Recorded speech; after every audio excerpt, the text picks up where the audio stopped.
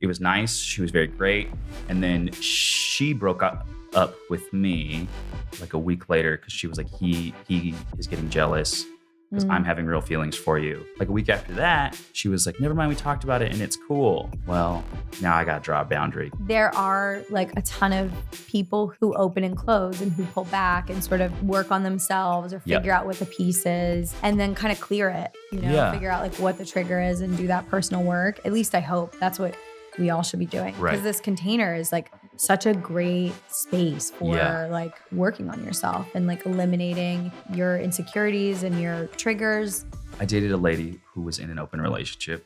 This was my first, I guess twice. Once I knew and once I didn't. The first time I was with someone who she was cheating on her husband. I didn't know. We were 19, so I just didn't believe it. And then she told me afterwards, after we had had sex, in a very peculiar way. She took a photo of me, like a Polaroid photo. And I was like, why'd you do that? She was like, this is in case my husband finds out I'm cheating on him. He'll be so mad. He'll try to kill me.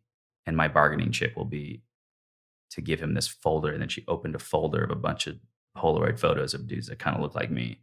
It was like, I'll give him this and he'll kill all of you guys first and hopefully get arrested. And I was like, oh my God, that's so much information. What? Yeah, this oh my God, this is not ethically non-monogamous very at much all. the This other is way. very much And then she was like, what was your name again? crime. And wrote it. I gave my name. Yeah, I said Robbie Garippo.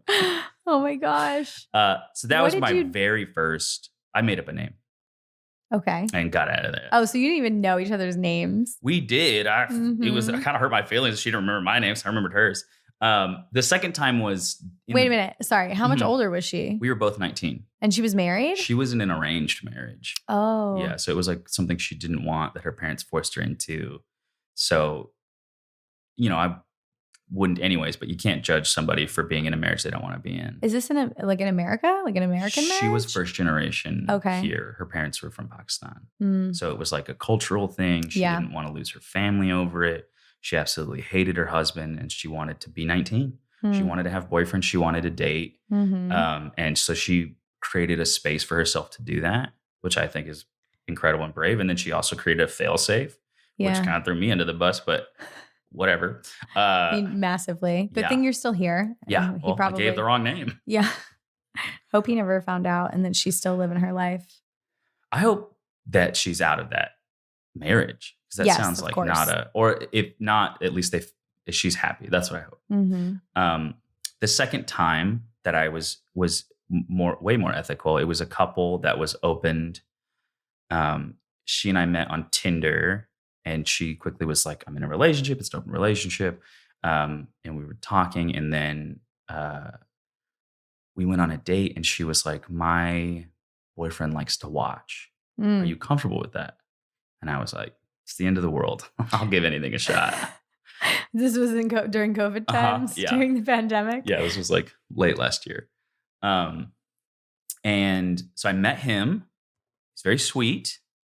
And then the first time we were together, he watched like from behind closed doors. Oh. Or they recorded it or something. I don't know. I don't know if they did or not. I went into it going like, I'm okay if they did, if they don't tell me. Like I had to prep myself for all these things. It was nice. She was very great. And then she broke up with me like a week later because she was like, he is getting jealous because I'm having real feelings for you. And I was like, oh, okay. After 1 week? Yeah. Oh. We had like it's also, we're in the middle of a pandemic. Yeah. You're not meeting other people. She and I had a great connection. We, she was funny. We made each other laugh. She's beautiful. We had great sex. And I think it was maybe just bad timing for the relationship. So then like a week later, she was like, I don't think we can see each other anymore. And I was like, totally understand. I'm sorry if I brought like some messiness to the relationship. It wasn't my intention. But nevertheless, here we are. Yeah. And then like a week after that, she was like, never mind, we talked about it and it's cool. And I was like, well, now I got to draw a boundary because I don't think it is. Yeah. And that was my only. So you never hooked up again? No. Okay. Interesting. Yeah. Well, from my perspective, if I can just share a little bit, please. There are many like ups and downs and emotional sort of swings in this lifestyle. Yeah. Especially with couples that are new to it, or maybe even, I can only speak from my experience. So maybe couples that have been doing this a long time still have feelings of jealousy come up and triggers, and different people might trigger different things. Yeah. Like, we've had pretty minimal jealousy in our relationship, but we've not really started any outside relationships that have a lot of emotional attachment, except for the one, essentially. Maybe two. Maybe I've had it with a guy that I was seeing off and on for like 3.5, maybe 4 years. But Pasha was never really jealous. And then the couple times that we have, though, it's been something about a person that will trigger something. Like you might remind him, or the way that she talked about you could trigger an old wound from an old girlfriend. And I think what it was, because she asked before after we had slept together, we were talking about us sleeping together and him watching. And then she was like, can we start a group chat with the three of us? And you can be like mean to him. And that's what he wanted too. Really? And I was like, this is kinky. Yeah, I was like, this. okay, yeah, sure. And we tried it, and I had a hard time being mean to him. I don't love being mean. So I think the way I went about being mean was probably too loving. And he didn't like that. Where like he wanted me to like make fun of his penis size. And I was like, I'm not going to body shame you. Like, that hurts so much. Like, that's not something I'm comfortable doing. So I would just be like, he was inviting me to say things. Yeah. He'd be like, you knew you had nothing to worry about when you shook my hand because I'm so weak. And I was like, I think you're great. Oh my God. I know. So I think maybe that's what it was, is also they wanted like a bull to come in and kind of be like a bull. And I was like, I'm just going to be sweet to you. And I think, you're nice and she's nice and let's be nice. Let's all be nice. Yeah. I'm not really cut out for this. Yeah. Yeah. And so I think that maybe triggered a little bit where it's like, oh, he's being too nice. Yeah. And maybe that triggered something for him. Oh, that's a really great story. Thank you for sharing. Yeah. I hope they're doing well. Yeah. I mean, what I was going to share too is there are like a ton of people who open and close and who pull back and sort of work on themselves or figure out what the piece is and then kind of clear it, figure out like what the trigger is and do that personal work. At least I hope that's what we all should be doing. Because this container is like such a great space for like working on yourself and like eliminating, your insecurities and your triggers. So I want to be like, give them another chance. Maybe they really did figure it out. Yeah. Yeah. I won't say that they haven't, and I still follow them online and see that they're still dating. So it seems like it's going well. Yeah. At least from as far as you can tell from seeing someone's Instagram, everyone's always putting out the best version of themselves on there. So who knows? But maybe. Do they want a female dominatrix? I don't know. Why do you want their number? Kind of. Yeah. No, I've never done anything like that. But like you telling this story, I was like, this is really kinky and interesting. It was fun to do. It was fun. I mean, like, I took a real college try and found where I was comfortable being like, I would still be, I'll use mean in quotes to him, but like in a kinder way where like, he really wanted me to make fun of his penis size. He was like, mine's not big enough to make her come. And I was like, buddy, it's not about how big or small it is. Like you just got to figure out how to use what you got. Yeah. So it was like kind of mean, but then also kind of encouraging. You were like, you can do it. Yeah. And then I would say stuff like, I mean, you can always watch if you want some tips. So then it was like hot and also like confident. We're like, if you want, I'll show you a little bit. You were like, you wanted to be bros. Yeah. I was like, come on, bud. Yeah. Get in here. Slap him on the ass. Yeah. Yeah. Like we tag team, but with spanking each other's butts. Yeah. It'd be great. Oh, man. I really wonder what they're doing. I'm so invested. Yeah. I mean, I'll reach out and then come back and let you know. Okay. Episode 2. Yeah. With Kurt Maloney. So those are my 2 like steps into the community. One way more positive than the other.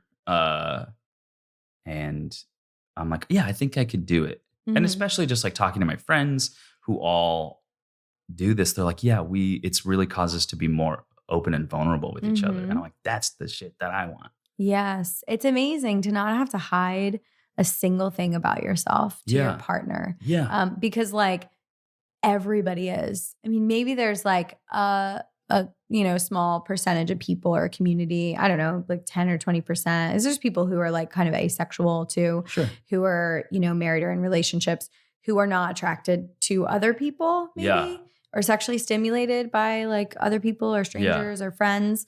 But for the vast majority of us, biologically, our body is going to turn on and send signals when we visually see something we're attracted to. It's not a choice. No. It's like literally a biological, physiological response. And I want to correct myself. Physiological. It's a hard word. Like, did I say that wrong? And so then we like live our lives like hiding this part of ourselves, which then kind of, as I mentioned, will just kind of erode your own personal integrity. Right. And the more you hide that one thing, the more you'll stop opening up about all of the other things to your partner. And that's where resentment grows. Yes. And oh my God, is that the worst? Resentment's like mold. Oh, it just grows and it grows and you keep pushing it down. And it's like, it's not going to go away until you talk about it. The other fucked up thing is that society for centuries has pushed people to feel like they aren't allowed to be attracted to other people. Even if you're in a relationship with someone and it's closed, I still feel like you should be able to at least express like, I find that person attractive. Yes. Without it being an attack on the other person. But so much of society tells you like, well, if he finds somebody else attractive, he doesn't find me attractive, then they start comparing. Like it's very common. And men will compare themselves to other men. And it's like, once you get into this comparison game, you're spiraling. I mean, that's like what a lot of people talk about starvation economy. And this like basically situation of lack that we've all been led to believe that we're in. Like if you find someone attractive, then you find me less attractive, which is not the case at all. Just because someone finds something pleasing does not make you any less valuable. Yeah. It's like that's your own personal issue. That's your own self-confidence. And, that's something for you to work on. It's an old wound. Right. That like you need to focus on yourself. It's not your partner's fault at all. Yeah. The first time I had heard that sort of thought process was actually in the acting world. Because this even grows in other parts of your life where it's like, oh, my friend booked this thing and they get mad. And it's like, you should just be happy. And they're like, but there's only so many parts. And it's like, there's going to be parts forever. Like we're going to keep making TV and movies. Yeah. You should celebrate and live in abundance and be like, yay, they got a part. And then I'll go after this thing. And but I think that translates to other aspects of people's lives that they don't check in on. And which is another very attractive part of this community is that like, it's a community that lives in abundance and celebrates abundance. And, in addition to that, isn't afraid to actually speak how they feel and open up and share. And it's like, damn, we should all just be poly. Thank you. I've been waiting for somebody to come on the show and say that and confirm that I believe.